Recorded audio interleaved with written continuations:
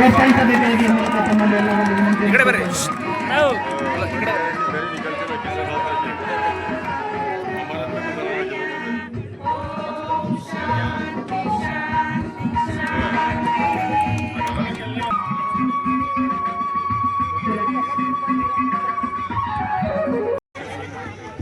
ಪಂಚ ಗ್ಯಾರಂಟಿ ಯೋಜನೆಗಳ ಎಲ್ಲರಿಗೂ ಧನ್ಯವಾದಗಳನ್ನು ತಿಳಿಸ್ತೀನಿ. ಹಾಗೂ ಈ ಒಂದು ಪ್ರಾಥಮಿಕ ಈ ಒಂದು ಕಮಿಟಿ ಸದಸ್ಯರಾದಂತಹ ಶ್ರೀಯುತ ರಾಜೇಶ್ ಅವರು ರಾಜ್ಯದ ಕರ್ನಾಟಕ ಸರ್ಕಾರದ ವತಿಯಿಂದ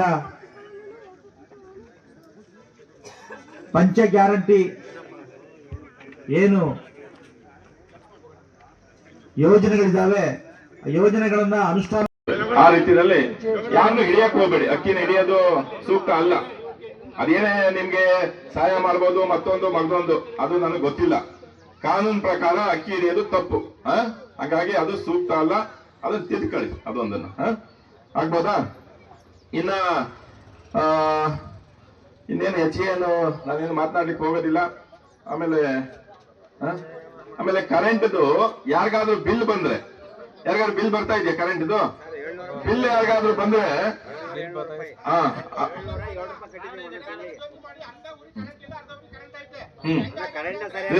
ನಿರಂತರ ಜ್ಯೋತಿ ಮಾಡ್ಕೊಡ್ತಾರೆ ಅಣ್ಣ.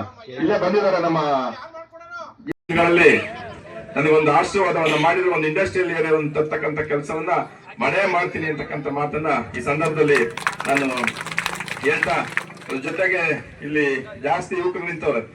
ಯುವಕರಿಗೂ ಒಂದು ಸಮಸ್ಯೆ ಇದೆ. ಹಳ್ಳಿಗೆಲ್ಲ ಹೋದಾಗ ನಾನು ನೋಡ್ತಾ ಇರ್ತೀನಿ. ವೆಂಕಟಣ್ಣ, ಏನ್ ಸಮಸ್ಯೆನಪ್ಪ ಅಂತಂದ್ರೆ, ಒಂದು ಉದ್ಯೋಗ ಇಲ್ಲದೆ ಇರ್ತಕ್ಕಂಥದ್ದು, ಕೆಲ್ಸ ಇಲ್ಲ. ಪಾಪ ರೈತರೇ, ಎಲ್ಲರಿಗೂ ಜಮೀನ್ ಇದೆ, ಮತ್ತೊಂದು ಎಲ್ಲ ಪಾಪ ವ್ಯವಸ್ಥಿತವಾಗಿದೆ, ಅದು ಕೆಲಸ ಸಿಗ್ತಿಲ್ಲ. ಇನ್ನ ಆ ಕೆಲಸ ಸಿಗ್ತಾ ಇರೋದ್ರಿಂದ ಇನ್ನೊಂದು ಸಮಸ್ಯೆ ಏನಾಗಿದೆ ನಮ್ಮ ತಾಲೂಕು ಒಳಗಡೆ ಅಂದ್ರೆ, ಗಂಡು ಮಕ್ಕಳಿಗೆ ಹೆಣ್ಣು ಕೊಡ್ತಾ ಇಲ್ಲ. ಹೌದಣ್ಣ, ನಾನ್ ಸುಮಾರು ಅಲ್ಲಿ ಎಲ್ಲೆಲ್ಲ ಹೋಗ್ತೀನಿ, 70 ಜನ 80 ಜನ 40 ವರ್ಷ ಆಗೈತೆ, ಇನ್ನೂ ಮದುವೆ ಆಗಿಲ್ಲ. ನನ್ ಕ್ಲಾಸ್ಮೇಟೆ, ಬೇರೆಯವರು ಅಲ್ಲ. ಒಂದ್ ಊರಲ್ಲಿ ಹೋದ್ರೆ ನಾನು ಹೆಗ್ನಳ್ಳಿ ನನ್ನ ಕ್ಲಾಸ್ಮೇಟೆ, ನಾನು ಮಾಮೂಲಿಂದ ಸುಮಾರು ದಿವಸದ ಮೇಲೆ ಸಿಕ್ಕಿದ್ದಲ್ಲ ಅಂತೇಳಿ ಮನೆಯಲ್ಲೆಲ್ಲ ಹೆಂಗವ್ರೆ, ಮಕ್ಕಳೆಲ್ಲ ಏನ್ ಮಾಡ್ತಾವ್ರೆ ಅಂತಂದ್ರೆ, ಅವನು ಅಣ್ಣ ಇನ್ನು ಮದ್ವೆನೇ ಆಗಿಲ್ಲ ಕಣ ಅಂತಾನೆ. ಏನ್ ಹೇಳೋದು?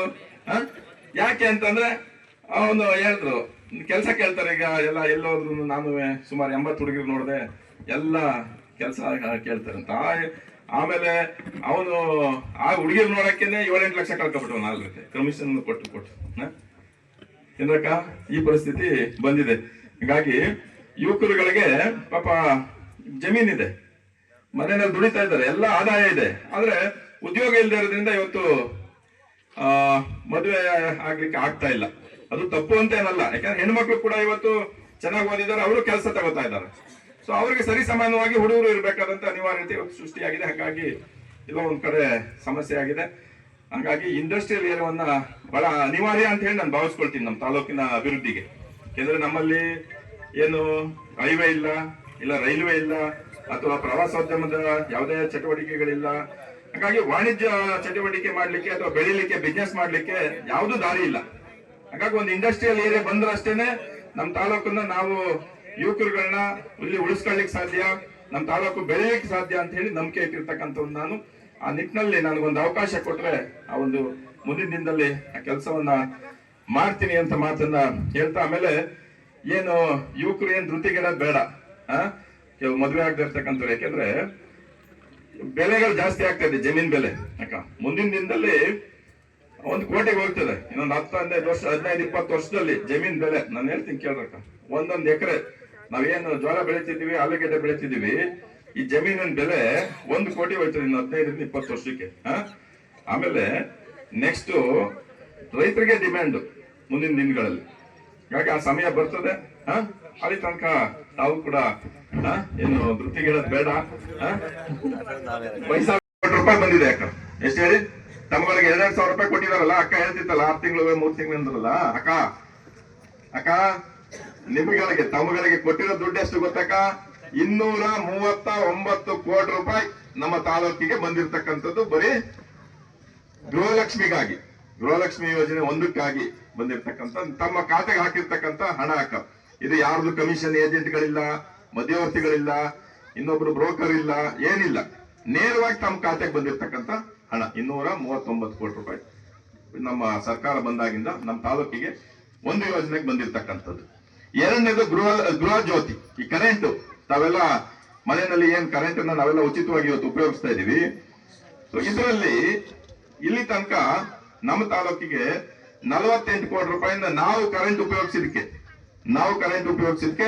ನಮ್ಮ ಸರ್ಕಾರ ಕಟ್ಕೊಟ್ಟಿರ್ತಕ್ಕಂಥ ಬಿಲ್ ಎಷ್ಟು 48 ಕೋಟಿ ರೂಪಾಯಿ ನಮ್ಗಳಿಗೆ ಕೊಟ್ಟಿರ್ತಕ್ಕಂಥ ಹಣ. ಅದ್ರ ಜೊತೆಗೆ ಆಮೇಲೆ ನಾವ್ಯಾರು ಅನ್ಕೊಂಡಿರ್ಲಿಲ್ಲ ಕರೆಂಟ್ ಬಿಲ್ ಫ್ರೀ ಆಗ್ತದೆ ಅಂತ ಅನ್ಕೊಂಡಿದ್ವಿ ಯಾರಾದ್ರೂ. ಇವತ್ತು 99% ಮನೆಗಳಿಗೆ ಉಚಿತವಾಗಿದೆ. ಎಲ್ಲ ಒಂದು ಮನೆಗೆ ಯಾವ್ದೋ ಹೆಚ್ಚಿಗೆ ಉಪಯೋಗಿಸ್ತಕ್ಕಂಥದ್ದು ಮತ್ತೊಂದು ಬಿಲ್ ಬರ್ತಾ ಇರ್ಬೋದು. ಅಷ್ಟು ಬಿಟ್ರೆ ನಮ್ಮ ತಾಲೂಕಿನಲ್ಲೇ ಬಿಲ್ ಬರ್ತಾ ಇರ್ತಕ್ಕಂಥದ್ದು ಕೇವಲ 239 ಮನೆಗಳಿಗೆ ಮಾತ್ರ. ಅಷ್ಟು ಮಟ್ಟಿಗೆ ಸಮರ್ಪಕವಾಗಿ ಜಾರಿಯಾಗಿರ್ತಕ್ಕಂಥದ್ದು ಈ ನಮ್ಮ ಗೃಹ ಜ್ಯೋತಿ ಯೋಜನೆ. ಇನ್ನು ನಂತರದ್ದು ನಮ್ಮ ಶಕ್ತಿ ಯೋಜನೆ. ತಮ್ಮಗಳಿಗೆ ಅಕ್ಕ ತಾಯಂದ್ರುಗಳು ತಾವುಗಳು ಉಚಿತವಾಗಿ ಬಸ್ನಲ್ಲಿ ಪ್ರಯಾಣ ಮಾಡಬೇಕು, ಸ್ವಾವಲಂಬಿಗಳಾಗಿ ಬದುಕಬೇಕು ಅಂತಕ್ಕಂಥ ಆಶಯವನ್ನು ಇಟ್ಕೊಂಡು ಇವತ್ತು ನಮ್ಮ ಸರ್ಕಾರ ಉಚಿತವಾಗಿ ಮಹಿಳೆಯರಿಗೆ ತಾಯಂದ್ರುಗಳಿಗೆ ಬಸ್ನಲ್ಲಿ ಓಡಾಟ ಮಾಡ್ಲಿಕ್ಕೆ ಅವಕಾಶವನ್ನ ಕೊಟ್ಟಿರ್ತಕ್ಕಂಥದ್ದು. ಅಕ್ಕ ಹಿಂದೆ ಕೂತಿದಿರಲ್ಲ ತಮ್ಗಳಿಗೆ ಅಕ್ಕ, ಅದಕ್ಕಾಗಿ ನಮ್ಮ ತಾಲೂಕಿಗೆ ಇದುವರೆಗೆ ಬಂದಿರತಕ್ಕಂತ ಹಣ 105 ಕೋಟಿ. ಅಕ್ಕ ತಾವುಗಳು ಬಸ್ನಲ್ಲಿ ಓಡಾಡಿದ್ರಲ್ಲ ಅಕ್ಕ, ತಮ್ಗಳಿಗೋಸ್ಕರವಾಗಿ ನಮ್ಮ ಸರ್ಕಾರ ಕೊಟ್ಟಿರ್ತಕ್ಕಂಥದ್ದು ನಿಮ್ಗಳಿಗೆ 105 ಕೋಟಿ ಹಣವನ್ನ ನಮ್ಮ ಒಂದೇ ತಾಲೂಕಿಗೆ ಕೊಟ್ಟಿರ್ತಕ್ಕಂಥದ್ದು. ಇನ್ನ ನಮ್ಮ ನಂತರದ ಯೋಜನೆ ಅಕ್ಕಿ ಕೊಡ್ತಕ್ಕಂಥದ್ದು.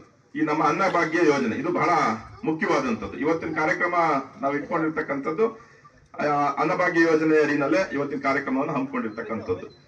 ಈ ಅನ್ನಭಾಗ್ಯ ಯೋಜನೆಯಲ್ಲಿ ಹಿಂದೆ ಏನು 5 ಕೆಜಿ ಅಕ್ಕಿ ಕೊಡ್ತಾ ಇದ್ರು, ಮತ್ತೆ ಒಬ್ಬರಿಗೆ 170 ರೂಪಾಯಿನ ಹಣ ಕೊಡ್ತಾ ಇದ್ರು. ಆದ್ರೆ ಈಗ 10 ಕೆಜಿ ಕೂಡ ಅಕ್ಕಿ ಪೂರ್ತಿ ಸಂಪೂರ್ಣವಾಗಿ ಅಕ್ಕಿ ಕೊಡ್ತಕ್ಕಂತ ಯೋಜನೆಯನ್ನ ಜಾರಿಗೊಳಿಸಿದ್ದಾರೆ. ಇದಕ್ಕಾಗಿ ನಮ್ಮ ತಾಲೂಕಿಗೆ ಬಂದಿರತಕ್ಕಂತ ಅಕ್ಕಿಯ ಹಣ 68 ಕೋಟಿ ರೂಪಾಯಿ. ಒಟ್ಟಿಗೆ ನಮ್ಮ ತಾಲೂಕಿಗೆ ಈ ಒಂದು 2.25 ವರ್ಷದಲ್ಲಿ ಗ್ಯಾರಂಟಿ ಯೋಜನೆಗಳಿಂದ ಬಂದಿರತಕ್ಕಂತ ಹಣ 460 ಕೋಟಿ ರೂಪಾಯಿ. ಎಷ್ಟು ಹೇಳಿ? 460 ಕೋಟಿ ಅಕ್ಕ ಹಣ. ಇದುವರೆಗೆ ಯಾವ ಸರ್ಕಾರಗಳು ಕೂಡ ಒಂದು ತಾಲೂಕಿಗೆ ಇಷ್ಟೊಂದು ಹಣವನ್ನ ಕೊಟ್ಟಂತ ಯಾವುದೇ ಯೋಜನೆಗೆ ಇಷ್ಟು ಹಣ ಕೊಟ್ಟಂತ ಉದಾಹರಣೆ ಇಲ್ಲ. ನಮ್ಮ ಒಂದೇ ತಾಲೂಕಿಗೆ 460 ಕೋಟಿ ಹಣ ಇವತ್ತು ಬಂದಿರತಕ್ಕಂಥದ್ದು. ಅದು ನೇರವಾಗಿ ಫಲಾನುಭವಿಗಳಿಗೆ. ಹೇಳ್ಬೋದು ಕೆಲವರು ಇದೇ ಇದರಲ್ಲಿ ಅಭಿವೃದ್ಧಿ ಮಾಡ್ಬಿಡೋದಾಗಿತ್ತು, ಹಂಗ ಮಾಡ್ಬಿಡೋದಾಗಿತ್ತು, ಹಿಂಗ್ ಮಾಡ್ಬಿಡೋದಾಗಿತ್ತು, ಅದು ಇದು ಅಂತ ಹೇಳಿ ಏನೇ ಹೇಳ್ಬೋದು. ಇವತ್ತು ಯಾವ್ದೋ ಒಂದು ಬಿಲ್ಡಿಂಗ್ ಕಟ್ಟಿದ್ರೆ ಅಥವಾ ಯಾವ್ದೋ ಒಂದು ಮತ್ತೊಂದು ಕಟ್ಟಿದ್ರೆ ಯಾರಿಗ ಅನುಕೂಲ ಆಗ್ತಾ ಇತ್ತು? ಯಾರೋ ಕಾಂಟ್ರಾಕ್ಟರ್ಗೆ ಅನುಕೂಲ ಆಗ್ತಾ ಇತ್ತು, 4 ಜನ ಇಂಜಿನಿಯರ್ಗೆ ಅನುಕೂಲ ಆಗ್ತಿತ್ತು, ಯಾರೋ ಇಬ್ರು ತಾಲೂಕಲ್ಲಿ ಕಮಿಷನ್ ಇಸ್ಕೊಳ್ತಾ ಇದ್ರು. ಅಷ್ಟು ಜನಕ್ಕೆ ಅನುಕೂಲ ಆಗ್ತಿತ್ತೆ ವಿನಃ ಪ್ರತಿ ಮನೆಗೆ ಇವತ್ತು ತಾವು ಯೋಚನೆ ಮಾಡಿ ಅಕ್ಕ, 2,000 ರೂಪಾಯಿ ಪ್ರತಿಯೊಬ್ಬರು ಮನೆ ಬರ್ತಾ ಇರ್ತಕ್ಕಂಥದ್ದು. ಜೊತೆಗೆ ಕರೆಂಟ್ ಬಿಲ್ಲು ಕನಿಷ್ಠ 500 ರೂಪಾಯಿ ಇತ್ತು. 500 ರೂಪಾಯಿಂದ 1,000 ರೂಪಾಯಿ ತನಕ ಉಳಿತಾಯ ಆಗ್ತಾ ಇದೆ. ಒಂದು 700-800 ರೂಪಾಯಿ ಅಂತ ಉಳಿತಾ ಇದೆಯಾ? ಒಂದು 800 ರೂಪಾಯಿ ಇಟ್ಕೋಬೋದ ನಾವು? ಇಲ್ಲ ಒಂದು 500 ಇಟ್ಕೊಳ್ಳೋಣ. 2,000 ರೂಪಾಯಿ ನಮ್ಗೆ ಯಾವುದು ಗೃಹಲಕ್ಷ್ಮಿದು, 500 ರೂಪಾಯಿ ಕರೆಂಟ್ದು, ಅಕ್ಕಿದು 10 ಕೆಜಿ ಪ್ರತಿ ಒಬ್ಬರಿಗೆ 4 ಜನ ಇದ್ರೆ 2,000 ರೂಪಾಯಿ ಬರ್ತದೆ ಅಕ್ಕ. ಅದನ್ನು ಪ್ರತಿ ತಿಂಗಳು 2,000 ರೂಪಾಯಿ ಬರ್ತದೆ. ಅಲ್ಲಿಗೆ 4,000 4,500 ರೂಪಾಯಿ ಆಯ್ತು. ಇನ್ನ ಬಸ್ದು ಅಕ್ಕ, ತಾವು ಬಸ್ಸಲ್ಲಿ ಓಡಾಡ್ತಾ ಇರ್ತಕ್ಕಂಥದ್ದು ಎಷ್ಟು ಉಳಿತಾಯ ಆಗ್ತದೆ ತಿಂಗಳಿಗೆ? ಒಂದ್ ಮನೆಯಲ್ಲಿ ಒಬ್ಬರಿಗೆ ಒಂದು 200-300 ಒಂದು 500 ರೂಪಾಯಿ ಉಳಿತಾ ಇಲ್ವಾ? ಒಂದು 500 ರೂಪಾಯಿ ಉಳಿದ್ರು ಮನೆಯಲ್ಲಿ 2-3 ಮಹಿಳೆಯರಿಲ್ವಾ? ಒಂದಿಬ್ರು ಇದ್ರು 1,000 ರೂಪಾಯಿ. ಹೌದಲ್ಲಕ್ಕ? ತಿಂಗಳು 1,000 ರೂಪಾಯಿ ಉಳಿತು. ಅಲ್ಲಿಗೆ